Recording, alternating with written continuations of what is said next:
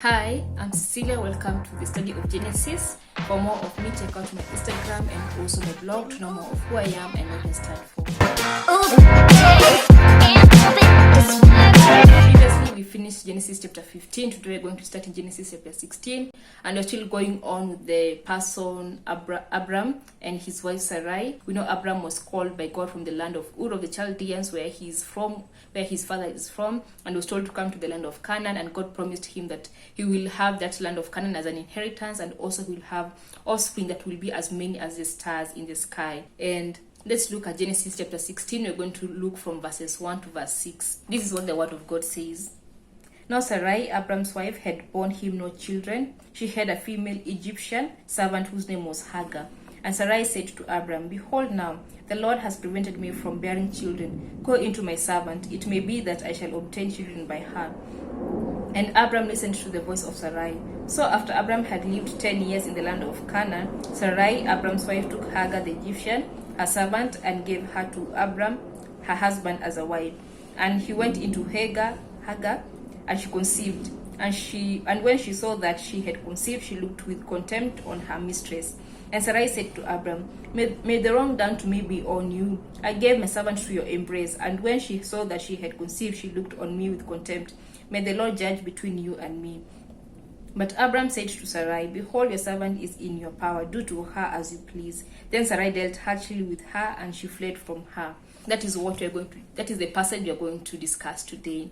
So what can be observed in the passage that we have just read now? We can firstly see that it had now been 10 years since Abram and Sarai had moved into the land of Canaan and had lived there. So you can see that it took them they had lived in the land of Canaan for 10 years now, and still they were waiting on the promise of the heir that God had promised Abram. And we know that Sarai here is still barren. We are told that she has not conceived any children to Abram, and she comes up with a plan in which she thinks that God probably, since she is not yet pregnant, God will probably use this other servant of mine to produce an heir for Abram. And she takes her maid servant Hagar, we are told she is an Egyptian, and gives her to Abram. She first tells Abram that probably should take Hagar as my maid servant and conceive with her and bear a child who will be an heir. And so she takes that, she acts on her plan and gives Hagar to Abram, her husband. And we are told Abram goes into her, or Abram has intercourse with her, and she conceives and has a child. And we are told that Abram agrees with her plan and gets Hagar pregnant. When Hagar realizes that she is pregnant, she looks down on her mistress, or on Sarai. And it was Sarai then complains to Abram about how Hagar now looks at her, or responds to her with disrespect. And Abram tells Sarai that she is your servant, do unto her as you please. And we are told that now Sarai dealt harshly with Hagar, that Hagar had to run away, and she ran away into the wilderness. And that is what we are observing in this passage today. So now, what are the lessons that we can learn from the passage that we have just read? Firstly, we know that Abram was already old when he was called by God. We are told that by the time now that this sin is happening, they had lived in Canaan for about 10 years. We are seeing that God can call anyone despite of the age that they are in. It does not matter that you are young in age, that God can use you because you're still young and you're still energetic. But even when you are old, God can still call you and use you for his purposes. We are seeing now that Abram was 76 years old when he was called by God.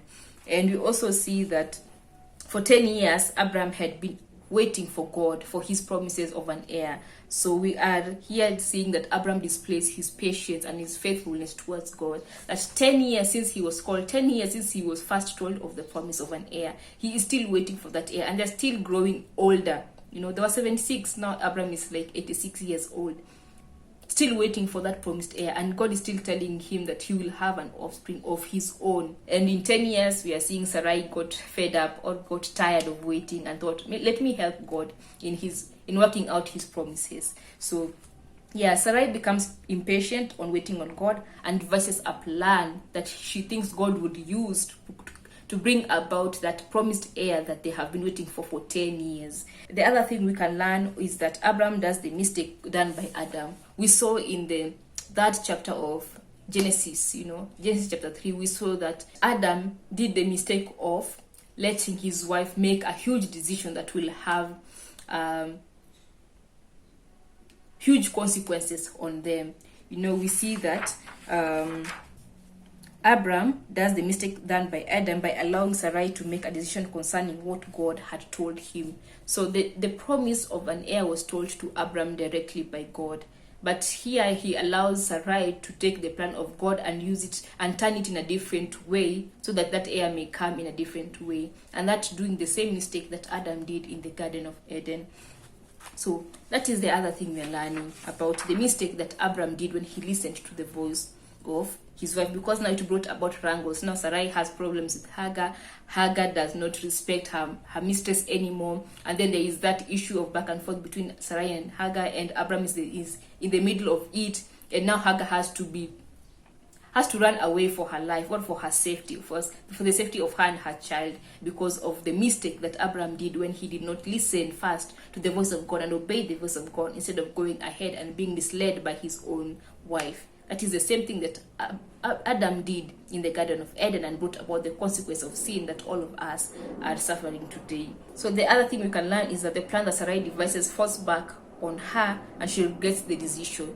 After Hagar conceived, she became prideful and looked down on her mistress Sarai, because Sarai has been waiting on this child for so long. She has been desperately waiting to conceive also and bear a son, and she realizes that Hagar has the child, and Hagar is looking down on her because she herself cannot conceive. And that brought about, the backfall of the plan that she had. She thought that Hagar will still be submissive to her as she was before, and Hagar will give her the child, and she will raise the child as if it is her own. But now the plan backfires, and no longer is it as she had thought it would be. The other thing we can learn is that the consequences of not waiting on God are harsh on her, on Sarai. She could have just waited on God and be more patient. She had waited for 10 years. She could have just continue on, be patient, and God would have given her that promised heir that he had promised them. But she is not patient. She becomes impatient, and she's not waiting on God. And the consequences of it is that now the same person that she thought would give her that offspring is looking down on her and not respecting her as the lady of the home or lady of the house. And we see that the consequences of not waiting came harshly on her. The other thing we can learn is that Hagar gets punished for looking down on her master. She became prideful after she saw that she was pregnant, or she had conceived, and she has conceived that child that Sarai has desperately been waiting for.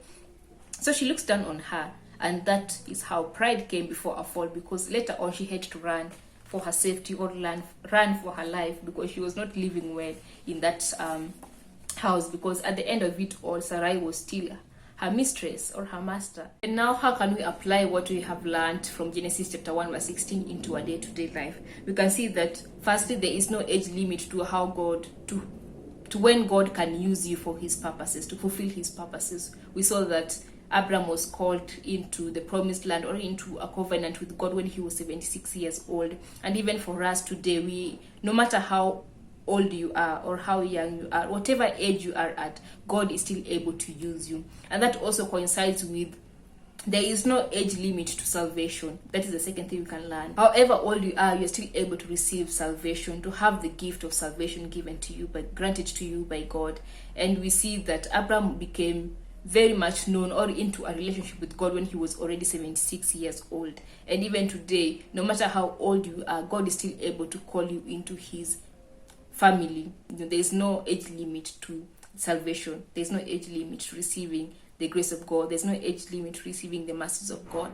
Sometimes we think that since I'm this old, I've done so much, so I'm very far away from God, so there is no way that Jesus Christ will accept me or will welcome me as I am. But he says, "Thou come to me, all who are heavy laden, and I'll give you rest." So the other thing we can learn is that for all who have been called by God, patience is required, being steadfast despite of the long wait. We have seen with Abram, 10 years in, still God is not giving them that offspring that they have been waiting for. And 10 years again, because Abram was around 100 years old when the child came. So patience is required for those who have been called by God.